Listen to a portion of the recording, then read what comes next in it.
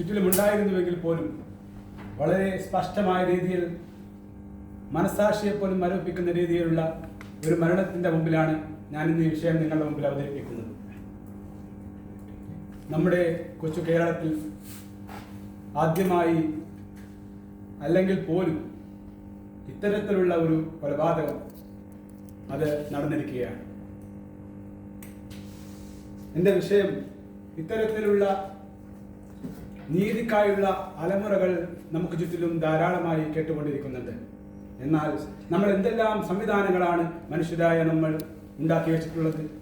നീതിപീഠങ്ങളുണ്ട്, police സ്റ്റേഷനുകളുണ്ട്, മറ്റ് എന്തെല്ലാമോ സംവിധാനങ്ങൾ നമ്മൾ ഒരുക്കി വെച്ചിട്ടുണ്ട്.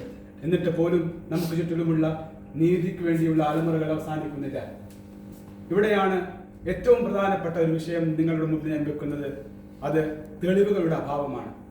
ഇന്ന് നീതി പുലരാത്തതിൻ്റെ ഏറ്റവും വലിയൊരു കാരണം തെളിവുകൾ നശിപ്പിക്കപ്പെടുകയോ തെളിവുകളില്ലാതെ കുറ്റകൃത്യങ്ങൾ ചെയ്യപ്പെടുകയോ ചെയ്യുന്നതാണ്. അപ്പോൾ നാം ഈ അടുത്ത് കണ്ടത്, അതിനു മുമ്പ് കണ്ടത്, ഒരാൾ നീതിപീഠത്തെ പോലും കൊഞ്ഞനം കുത്തിക്കൊണ്ട് അവിടെ നിന്ന് ചിരിച്ചുകൊണ്ട് ഇറങ്ങിപ്പോകുന്നതാണ്. കാരണം അദ്ദേഹത്തെ ഈ ഒരു പ്രവൃത്തിയുമായി ബന്ധിപ്പിക്കുന്ന തെളിവുകളില്ല എന്നാണ് കണ്ടുപിടിക്കപ്പെട്ടിട്ടുള്ളത്. സുബ്ഹാനല്ലാഹ്. എന്നാൽ എന്തുകൊണ്ടായിരിക്കും ഇത്തരം തെളിവുകളില്ലാതായി പോകുന്നത്? കാരണം ഇവിടുത്തെ നമ്മുടെ മനുഷ്യന്റെ നീതിബോധം, നീതിപീഠങ്ങളെല്ലാം പരിശോധിക്കുന്നത് മെറ്റീരിയൽ എവിഡൻസ് ആണ്. എന്ത് മെറ്റീരിയൽ എവിഡൻസ് ആണ് ഈ ഒരു കാര്യത്തിൽ ഈ പ്രത്യേക മനുഷ്യനെയും ആ ഒരു കൃത്യത്തെയും തമ്മിൽ ബന്ധിപ്പിക്കുന്നത് എന്നുള്ളതാണ് ഏറ്റവും അവസാനമായി ആത്യന്തികമായി പരിശോധിക്കപ്പെടുന്നത്. എന്നാൽ അല്ലാഹു സുബ്ഹാനഹു വ തആലയുടെ ഒരു കോടതി വരാനുണ്ട്. അതിനെക്കുറിച്ച് റബ്ബ് സുബ്ഹാനഹു വ തആല പറയുന്നത് ഈ സൂറത്ത് യാസീനിലെ 65-ാമത്തെ വചനം, അഊദു ബില്ലാഹി മിനശ് ശൈത്വാനിർ റജീം ബിസ്മില്ലാഹിർ റഹ്മാനിർ റഹീം അൽ-യൗമ നഖ്തിമു അലാ അഫ്വാഹിഹിം വതുകല്ലിമുനാ ഐദീഹിം വതഷ്ഹദു അർജുലുഹും ബിമാ കാനൂ യക്സിബൂൻ.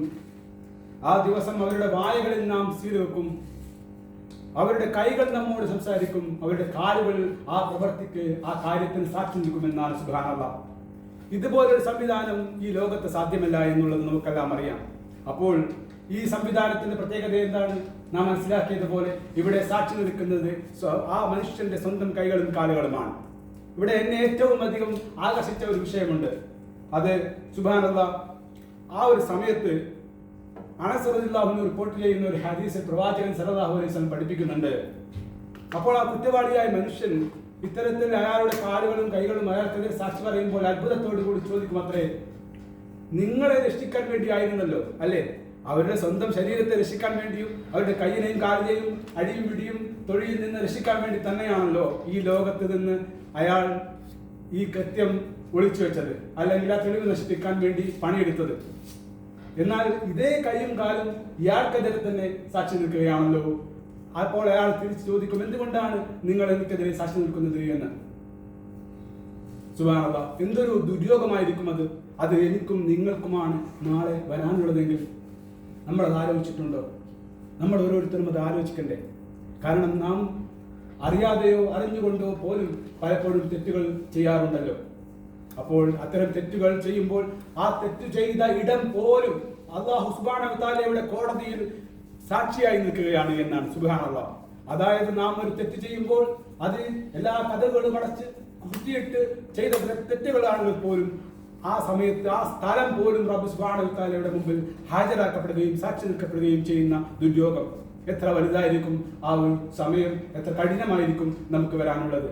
അതുകൊണ്ട് തന്നെ നാം ഓരോരുത്തരും, ഞാനടക്കം നമ്മൾ ഓരോരുത്തരും റബ്ബ് സുബ്ഹാനഹു വ തആലയുടെ ആ കോടതിയുടെ മുമ്പിൽ നിൽക്കേണ്ടവരാണ് എന്ന ബോധ്യത്തോടുകൂടി ഈ ജീവിതത്തെ വിപുലീകരിക്കണമേ എന്ന് എന്നെയും നിങ്ങളെയും ഉണർത്തിക്കൊണ്ട് നമുക്കെല്ലാം റബ്ബ് സുബ്ഹാനഹു വ തആല ഏറ്റവും ലളിതമായ, വളരെ സുന്ദരമായ, വളരെ ലളിതമായ രീതിയിലുള്ള ഒരു ദിവസം, ഒരു വിചാരണയുടെ ദിവസം നൽകട്ടെ എന്ന് ആത്മാർത്ഥമായി പ്രാർത്ഥിച്ചുകൊണ്ട് അതിനുവേണ്ടി നിരന്തരം പ്രാർത്ഥിക്കുകയും അതിനുവേണ്ടി പ്രവർത്തനങ്ങൾ നന്നാക്കുകയും ചെയ്യണമേ എന്ന് ഒരിക്കൽ കൂടി ആഹ്വാനം ചെയ്തുകൊണ്ട് വാഹിറു ദഅവാന അൽഹംദുലില്ലാഹി റബ്ബിൽ ആലമീൻ. അസ്സലാമു അലൈക്കും വറഹ്മത്തുള്ളാഹി വബറകാതുഹു.